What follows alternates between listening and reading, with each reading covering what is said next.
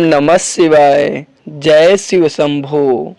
आज आप लोग सोमवार व्रत कथा श्रवण करेंगे। उससे पहले सोमवार व्रत की विधि जानेंगे। सोमवार का व्रत साधारणतया दिन के तीसरे पहर तक होता है। व्रत में फलाहार या पारण का कोई खास नियम नहीं है, किंतु आवश्यक है कि दिन रात में केवल एक समय भोजन करें। सोमवार के व्रत में शिवजी पार्वती का पूजन करना चाहिए। सोमवार के व्रत 3 प्रकार के हैं। साधारण प्रति सोमवार, सौम्य प्रदोष और 16 सोमवार विधि तीनों की एक जैसी है। अब आप लोग सोमवार व्रत कथा श्रवण करेंगे। एक बहुत धनवान साहूकार था, जिसके घर धन आदि किसी प्रकार की कोई कमी नहीं थी। परंतु उसको एक दुख था कि उसके कोई पुत्र नहीं था। वह इसी चिंता में रात दिन रहता था। वह पुत्र की कामना के लिए प्रति सोमवार को शिव जी का व्रत और पूजन किया करता था तथा सायंकाल को शिव मंदिर में जाकर शिव जी के श्री विग्रह के सामने दीपक जलाया करता था। उसके इस भक्ति भाव को देखकर एक समय श्री पार्वती जी ने शिव जी से कहा कि महाराज, यह साहूकार आपका अनन्य भक्त है और सदैव आपका व्रत और पूजन बड़ी श्रद्धा से करता है। इसकी मनोकामना पूर्ण करनी चाहिए। शिव जी ने कहा, हे पार्वती, यह संसार कर्म क्षेत्र है। जैसे किसान खेत में जैसा बीज बोता है वैसा ही फल काटता है, उसी तरह से इस संसार में प्राणी जैसा कर्म करते हैं वैसा ही फल भोगते हैं। पार्वती जी ने अत्यंत आग्रह से कहा, महाराज, जब यह आपका अनन्य भक्त है और इसको अगर किसी प्रकार का दुख है तो उसको अवश्य दूर करना चाहिए, क्योंकि आप सदैव अपने भक्त पर दयालु होते हैं और उनके दुखों को दूर करते हैं। यदि आप ऐसा नहीं करेंगे तो मनुष्य आपकी सेवा तथा व्रत क्यों करें। पार्वती जी का ऐसा आग्रह देख शिव जी महाराज कहने लगे, हे पार्वती, इसके कोई पुत्र नहीं है। इसी चिंता में यह अति दुखी रहता है।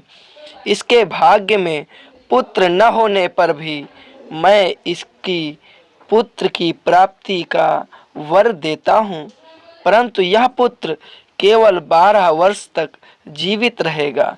इसके पश्चात वह मृत्यु को प्राप्त हो जाएगा। इससे अधिक मैं और कुछ इसके लिए नहीं कर सकता।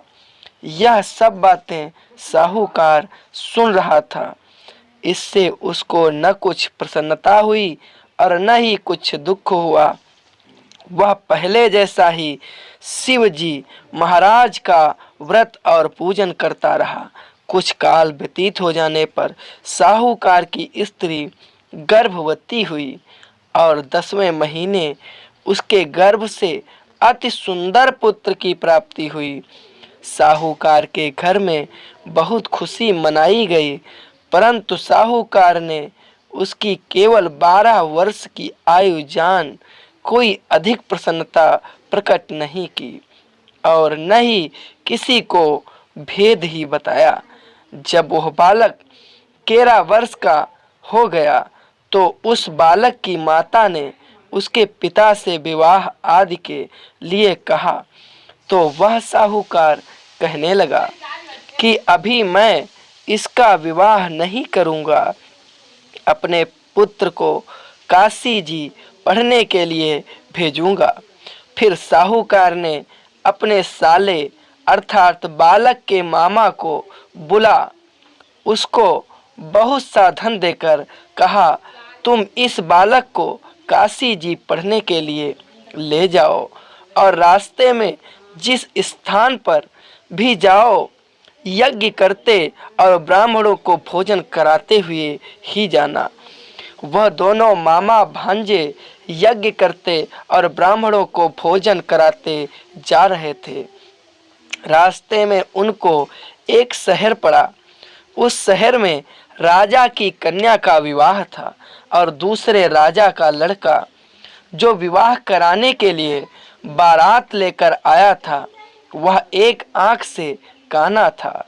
उसके पिता को इस बात की बड़ी चिंता थी कि कहीं पिता विवाह से किसी प्रकार की अड़चन पैदा न कर दें।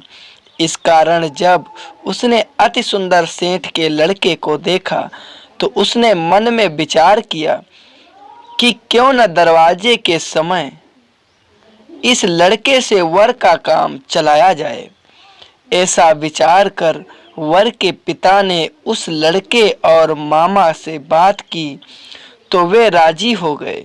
फिर उस लड़के को वर के कपड़े पहना तथा घोड़ी पर चढ़ा दरवाजे पर ले गए और सब कार्य प्रसन्नता से पूर्ण हो गया।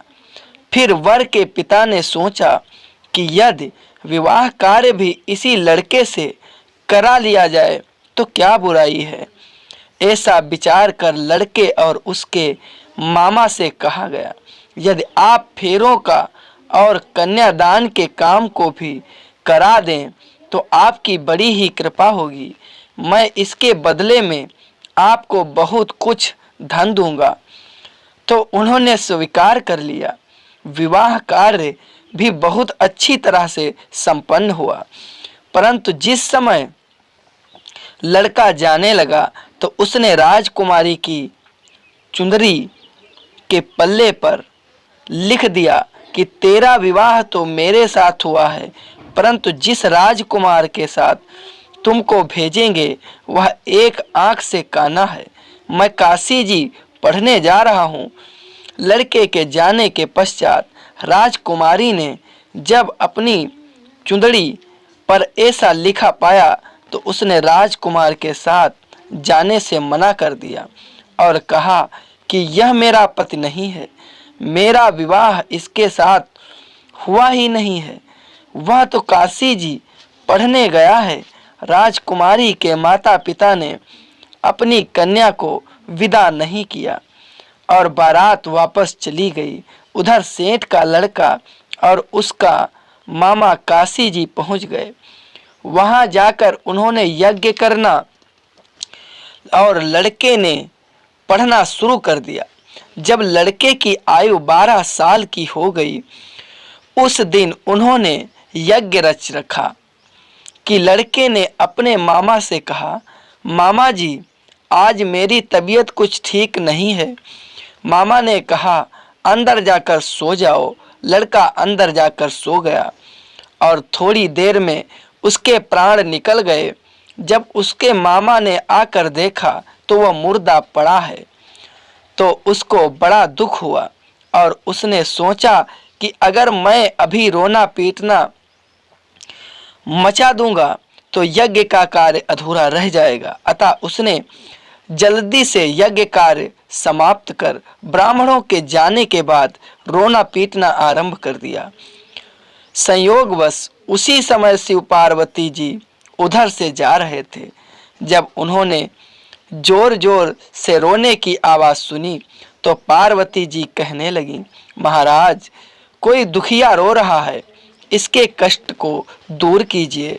जब शिव पार्वती ने पास जाकर देखा तो वहाँ एक लड़का मुर्दा पड़ा था।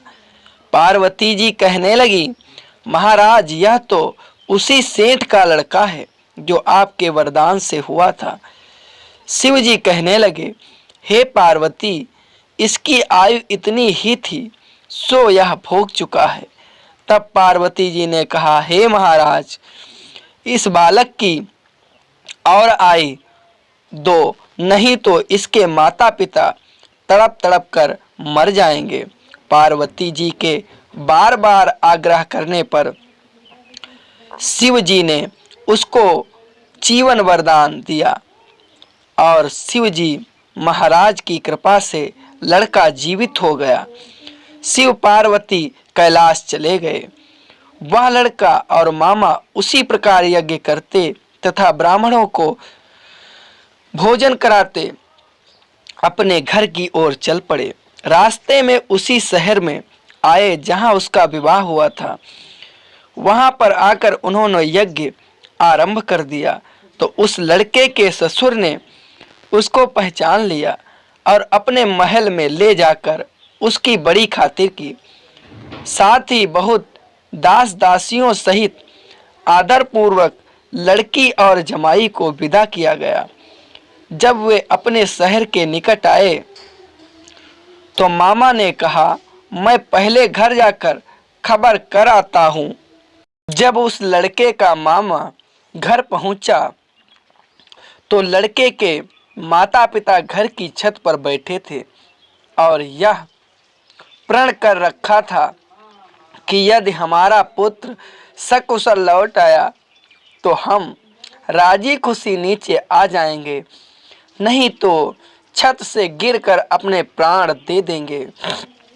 इतने में उस लड़के के मामा ने आकर यह समाचार दिया कि आपका पुत्र आ गया है, तो उनको विश्वास नहीं आया। उसके मामा ने शपथ पूर्वक कहा कि आपका पुत्र अपनी स्त्री के साथ बहुत सारा धन लेकर आया है। तो सेठ ने आनंद के साथ उसका स्वागत किया और बड़ी प्रसन्नता के साथ रहने लगे। इसी प्रकार से जो कोई भी सोमवार के व्रत को धारण करता है अथवा इस कथा को पढ़ता है और सुनता है, उसकी समस्त मनोकामनाएं पूर्ण होती हैं। प्रेम से बोलो शंकर भगवान की जय, माता पार्वती की जय, विष्णु भगवान की जय। आप लोगों से हाथ जोड़कर निवेदन है कि हमारे चैनल को लाइक एवं सब्सक्राइब जरूर करें। धन्यवाद।